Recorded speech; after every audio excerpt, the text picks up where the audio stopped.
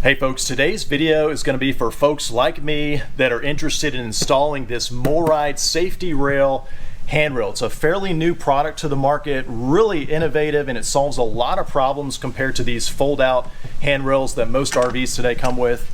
So I'm really excited to show you this product. You've probably seen it before. There's a lot of buzz about this particular product right now out there in the market, and it's not officially available for sale, at least at retailers, but you can order one direct from MORryde. And so today's video, I want to answer the questions, what requirements need to exist on your RV in order for this product to fit, in order for you to be able to install it. And so MORryde's got a kind of a qualification sheet where it runs through different requirements that you've got to have in order for this product to work.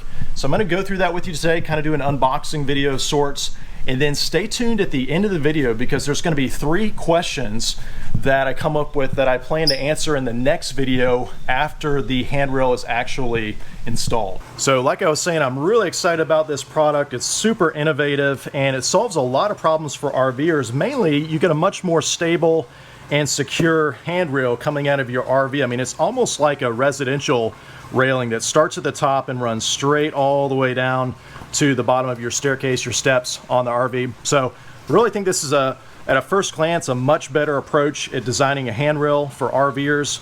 And so I think it's going to solve a lot of problems for folks. But today, like I said, I want to do an unboxing and kind of show you what to expect if you're going to order this before you get into it and determine, hey, is this product right for you based on your needs in your particular RV. So you can see this is what it comes in here, shipped direct from MORryde. They don't package it in another outer brown box. This is exactly what it comes shipped in. They've got some little straps around it right here. And so let's go ahead and open it up, and we'll be doing this the first time together and see what it looks like inside here. I was a little concerned when it came because it got banged up pretty bad in transit, but I imagine they've engineered the packaging so that it'll, survive that even if the outside of the box gets banged up a little bit. Let's flip it over here and kind of give you a look. So they do have some kind of recycled cardboard packaging in here, and then we've got, looks like a bracket there, the actual handrail itself, which is all fully assembled, it appears. Got a little bag of hardware, and then we've got a plate here which I think is going to cover some of the old holes on your fiberglass from the old railing. All right, so that appears to be everything that is inside of here. So again, you've got a bag of some screws here, some hardware. You've got the actual railing itself, which is all fully assembled. It's got a back plate to it here, you can see. And then it looks like we've got another little mounting bracket here, and then an extension. And we'll go over when and why you would need this particular part. We also have, it looks like, an install manual here that's printed out. Kind of goes through some of the basics there. Now, before you spend your hard-earned money on the MORryde Safe-T-Rail, you want to make sure that it is going to fit on your RV. And so like I mentioned before, they have this qualifier document, which I'm not sure, by the way, if this is on their website, but when I emailed them to purchase it, they sent me this as a PDF, and it kind of walks you through just to make sure with all the dimensions and requirements that it's going to work on your RV. So I want to walk through this with you real quick, and that way you'll know if it fits on your RV or not. You can see the first checkbox here says the Safe-T-Rail is not compatible with units that have trim around the fold-out step well. So what are they talking about there? Well, most of us, if you've got a more recent RV, you're not going to have fold-out steps. You're going to have more like drawbridge steps, the solid steps, whether it's from Lippert or MORryde, that fold up into your entryway inside your RV. But if you've got the steps that retract out and fold out underneath your entry door, that's what they're talking about with a fold-out step well. And so in other words, if you've got a cutout here and your steps are tucked up right next to your frame, then you probably have a piece of trim that runs along here and up across the top. And if that is the case, this particular handrail will not work because there's a foot, this little foot right here on the bottom of the rail goes right here, and so that foot will interfere with the trim if you've got a step well here, traditional step well. All right, so that's the first requirement there. But if you're like most of us and you've got drawbridge steps, whether it's the Lippert or the MORryde solid steps, this will be no problem. Then the second one is the safety rail is designed to work on laminated flat walls only and will not fit or function properly on corrugated walls. So your wall has to be flat, because again, you'll see when I install it, that safety rail runs all the way up here and covers the existing holes on that traditional fold-out railing there. And so if those walls are curved, like maybe you've got an Airstream, or I don't know, maybe a fiberglass, you know, trailer that has curved walls, then this product is not going to work, at least in the current iteration. All right, so you got to have flat, regular laminated walls. Then the next one it says is slide outs, windows, and awning arm placements on a unit may interfere with the placement of the safety rail. And so that's what we're going to go through on the next few pages. But you know, every rig is different, and so you can see, you know, mine's got an awning arm right here, and then another one on a slide out. I've got a slide out right here. You know, sometimes you have a window on one of the sides of your doors, and so all that could interfere with the placement of this safety rail. Okay, so there's 7 steps for us to run through, and the first one is looking for that step well trim that I mentioned. If you've got a conventional, you know, retractable stairs here and you've got a step well, if you've got any trim, and you can kind of see, I'll throw a better picture up of what that could look like with this trim, that would interfere again with the foot of this railing. And so if you've got that situation, unfortunately, this is not going to work for you. Then step 2 is slide out interference. If the slide is closer than 4.25 inches to the outer edge of the door, it will not fit. All right, so you're going to grab our tape measure, and this is our outer edge of the door right here that we're going to be measuring up against. And then you can see I've got my slide right here. So you're going to put your tape measure right there, and I've got, looks like 7 3/4 inches of clearance. And again, it's saying we need 4.25, so 4 1/4. So we've got plenty of clearance on the slide there. Then the third step is to check for awning arm interference. So we're looking for that awning bracket, and they're saying 2.25 inches of clearance, again, to the edge of the door frame. All right, so 2.25 inches. We'll get our tape measure again, kind of slide it in here. Oh wow, so we're pretty close on this one. We've got, it looks like 2 5/8. So again, 2.25 inches is the magic number. You've got to have that clearance between that awning arm and the edge of your door frame there. Okay, so 2.25 inches. And then it also says lower than 38 inches. So in other words, if this awning arm was way up high and it was closer, you know, within an inch, as long as it's 38 inches above from the bottom of your door going up, then you don't even need to worry about that awning arm. But in my case, I'll just give you that measurement so you can see from the bottom of my door. If I put it down there, I'm right about 25.5 inches, and so that's why that measurement is still important. But again, if your awning arm is up higher, above 38 inches, then you don't have to worry about that interfering. Okay, then next we've got window interference. So if you've got a window that's closer than 2.25 inches to the outer door frame, and again, less than 38 inches from the bottom, then it won't function properly. So it's basically the same as having an awning arm in the way. So let's say that you have your entry door here and you've got a window right next to it, and it's within that 38 inch mark, you know, so it's within this part and lower, and it's less than 2.25 inches from the outer door, then again, the handrail won't fit. Because think about it, you can see the handrail width here. If we were to measure it, the whole base of it, it looks like it's just under 2 1/4 across there. So if you just think about it logically, you got to have clearance for this to fit in between the trim here and your awning or window, whatever you've got there, it's got to fit. And I'll just point out, if you got one of these conventional, you know, swing out handles like I've got here, there's basically 2 versions, and I think they're all made by, I think it's Stromberg Carlson, if I'm not mistaken. They're the vendor that makes these, and there's 2 different versions. There's kind of one that has this drop here, and then there's one that just goes straight across. And these are probably on, I don't know, 80–90% of towable RVs nowadays. But it looks like they've designed it such that if you've already got this product on your RV, then chances are you probably have enough clearance. You can see how tight it is up here. And so it looks like they've designed it so the footprint of the MORryde Safe-T-Rail is the same width as this existing OEM product that's on so many different RVs. So that's kind of another indicator, but definitely check with the tape measure and make sure that you've got all those clearances that I just mentioned. And then there's a second page of qualifiers, number 5. It says check the door space. You need an unobstructed space of at least 1 7/8 inches under the door. So they're talking about this space right here. So again, you can see my door handles on the left side. And so going down here, this is where the railing will fall. We want to make sure that there's 1 7/8 inches of clearance that's unobstructed. And again, that is for this foot on the handrail. This foot right here is going to fall right here at the base of my door trim. So we want to make sure we have 1 7/8 inches. I've got plenty of space here, you can see, but let's just suppose that this wheel well trim was pushed over. You know, maybe you've got a different RV and the wheel well trim is closer, and let's say it fell right here, you know, right under your door. Well, then that foot's not going to be able to fit properly. So you got to measure and make sure you got 1 7/8 inches of clearance underneath. All right. And then number 6 is the trim seal. So they're noting that the trim seal between the skirt metal and the wall is going to have to be cut out for the rail to sit flat against the wall. So they're talking about this piece right here. And I don't know if you can tell in the video, but this is that trim piece, and it sticks out just a little bit compared to your skirt down here, the sheet metal, and then your fiberglass laminated wall up top. And that kind of covers that joint and makes it look nice and neat.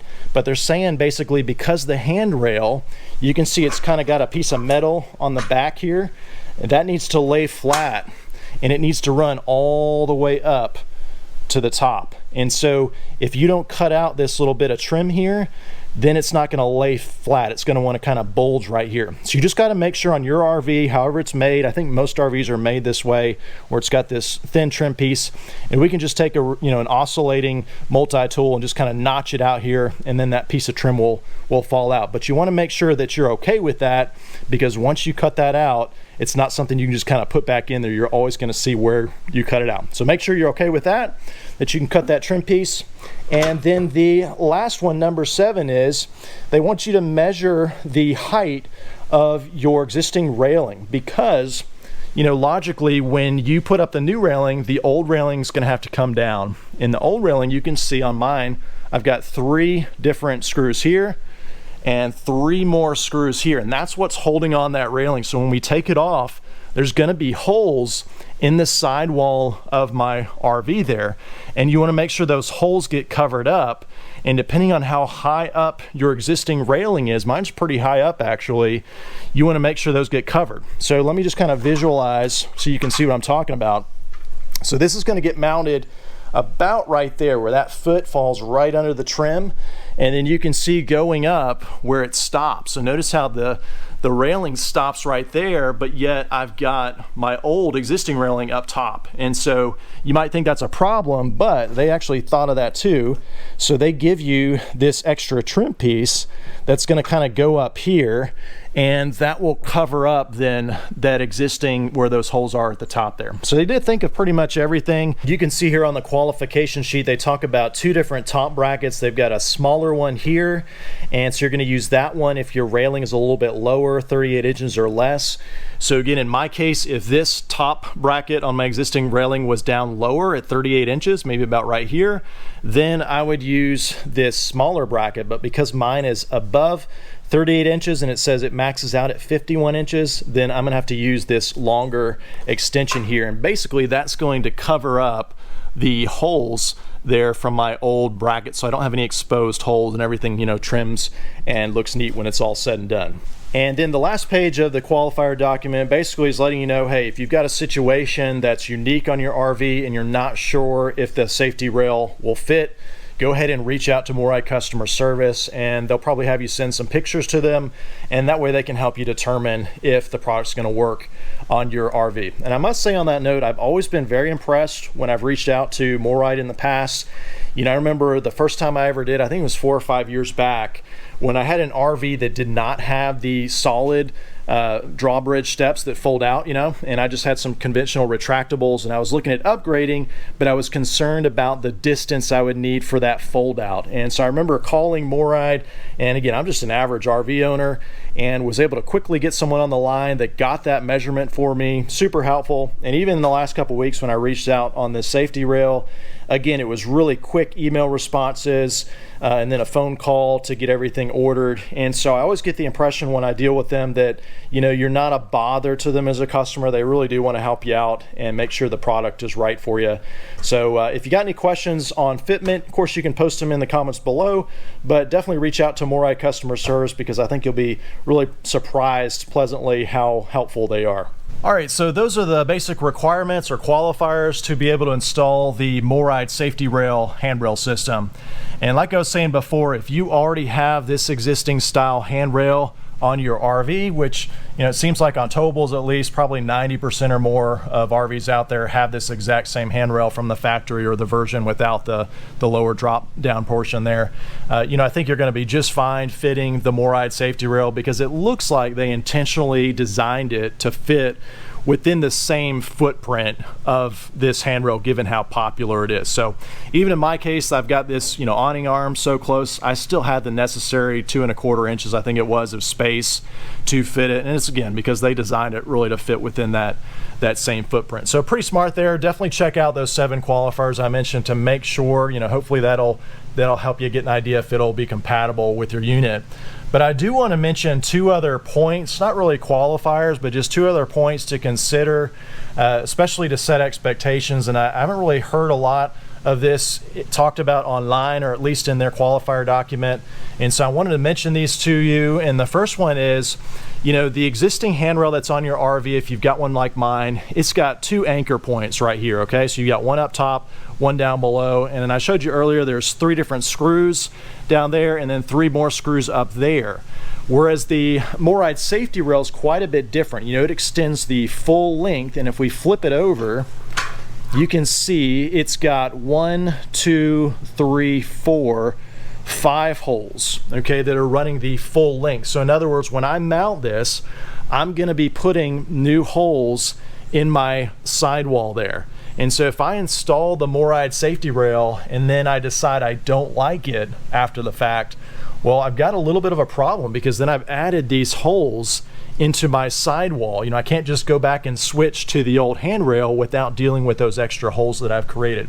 So just something to think about before you install and commit to this product. You know, you certainly could fill the holes and blend it, you know, get a sealant that blends with your sidewall and make it where it's hard to see up until you get up close. But, you know, that's not ideal, obviously, to have holes in your sidewall there. So that's the first point. Second thing I wanted to mention is, because the handrail does go the full length of the side here, if you've got anything like a sticker here, like I've got my little Rivia RVIA sticker here, that's going to get mostly covered up. Actually, it might get chopped off a little bit here. And so it kind of looks like this sticker was an afterthought, because again, at the factory when the RV was built, this handrail didn't even exist yet, and so they weren't thinking about people installing it, which is why they put that sticker right there. And so if you've got other stickers, you know, I've got this one down here, this one probably will get chopped off a little bit here. It's going to kind of look like an afterthought, you know, like these stickers were put on your RV accidentally in the wrong spot. So I might try to see if I can carefully pull off this sticker, and then maybe I can relocate it. I don't know, we'll kind of see when I get to the install portion. But just to set expectations, look along this channel next to your door, and you know, everything there is going to get covered up. I don't think for most people that's going to be a problem. I don't think really receptacles are put that close to door trim, but I mean, do check that you don't have a receptacle or some kind of other jack or something that, you know, can't get covered up there before you commit to installing this product. Because again, once you commit to it, you're going to have 5 more holes in your sidewall, and those aren't very easy to deal with if you change your mind after the fact. Now, like I mentioned earlier in the video, I've got 3 questions that I plan to answer in the next video after I get it installed. So let me go through those 3 questions with you. The first one has to do with stability. And so as great as this product is, the MORryde Safe-T-Rail, you know, we're all used to this existing kind of handrail style, which, you know, is really nice, but it's not very stable. I mean, you can see just how much it wiggles and has some play there, the way that it mounts. And so let's say on a scale of 1 to 10, if I was to rate how stable this handrail style system is, I would probably say it's right about a 3 or so on a scale of 1 to 10, 10 being the most stable and 1 being the least stable. I mean, it definitely gives you something to grab onto, but it is wobbly, I gotta admit. And this is how all of them are. It's not that mine is defective or anything like that. And so it's really neat that MORryde's come along and developed a product that looks like it solves that problem. But how stable is the MORryde Safe-T-Rail? I mean, is it a 10? Is it a 4, 5, or 6? And so that is a question that I plan to answer after I get it installed in the next video. Now, the second question I have that I want to answer in the next video has to do with the angle of the MORryde Safe-T-Rail. So you can see I've got it propped up against the RV just for demonstration purposes. But once I get this installed properly and deployed, the question is, can you change the angle of that handrail, or is it at a fixed angle regardless? And my thinking is, most of us probably have the Lippert solid steps or the MORryde step above. I've got the ladder right now. But what if you've got another stair system on your RV? And what I'm thinking about is the other big player in the industry, in the aftermarket at least, is TorqueLift. They have a model called the Glow Revolution step. And it's similar to the drawbridge steps in that it folds back into your RV, but it deploys and retracts kind of like an accordion, almost like the conventional retractable steps that they used to put under the doors.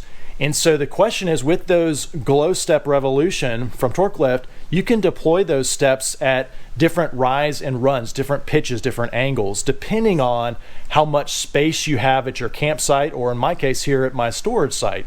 So you can see that I have to be very conscientious when I back in the RV here to leave 55 inches of space here between the barn wall and the RV.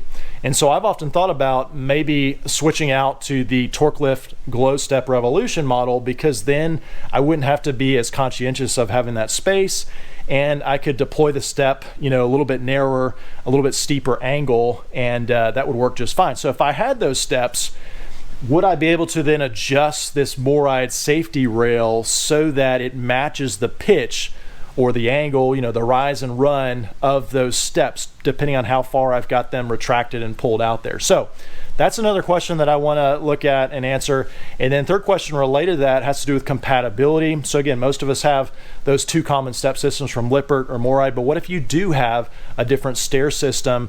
The way that the MORryde Safe-T-Rail has that little foot that goes down here we saw below the door, and you have to have clearance. So does another stair system like the TorqueLift Glow Revolution step, does it have that necessary clearance when the step is fully extended to clear that little foot there from the MORryde Safe-T-Rail? And so that is the third question that I also want to answer in the next video, because like I said, I am considering switching to those steps from TorqueLift. So I want to answer those questions, but do me a favor, if you're interested in the MORryde Safe-T-Rail and there's other questions that you can think of that you want to know about the product, be sure to drop us a comment below, and that way I can look at those questions before doing that final video. It's going to be a review and install of the product, and I'll look through the questions and be sure to answer them in that particular video. Speaking of which, if you're not subscribed already, hit that subscribe button so you don't miss out on that next video. As always, thanks for watching.